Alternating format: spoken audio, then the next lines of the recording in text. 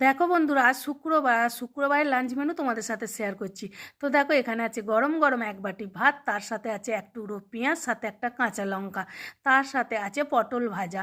এই পটল ভাজা না আমি এই কদিন পর পর খুব করছি, বেশ ভালো লাগে সেই জন্য। আর দেখো, সাথে আছে ছোট আলু ভাজা। আর ছোটো আলু ভাজাগুলো এই কারণেই করেছি, আমি টক ডাল করেছি তার জন্য। তার সাথে আছে দেখো কলমি শাক ভাজা, কলমি শাকটা কিন্তু পেঁয়াজ লঙ্কা দিয়ে ভেজেছি। আর তার সাথে আছে দেখো ডিম আলুর বড়া, এটা আলুগুলো সেদ্ধ করে ডিম দিয়ে মেখে না বড়া করে আর সেটাকে ঝাল করেছি। এই রেসিপিটা একদিন তোমাদের আমি দেব, এটা খেতে কিন্তু খুব ভালো লাগে।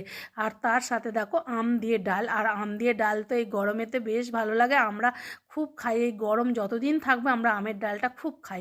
আম দিয়ে ডালটা মেখে আর সাথে আলু ভাজা আর একটু কাঁচা পেঁয়াজ, যা সুন্দর খেতে লাগে না কি বলবো। তার সাথে আছে দেখো মাছের ঝাল। তো মাছের ঝালটা একদম শুকনো করেছি যেহেতু ডাল করেছি। তো এটাই ছিল আমার লাঞ্চের মেনু। তো আমার লাঞ্চ মেনু তোমাদের কেমন লাগলো অবশ্যই কমেন্টে জানিও। চলো টাটা, সবাই ভালো থেকো, সুস্থ থেকো।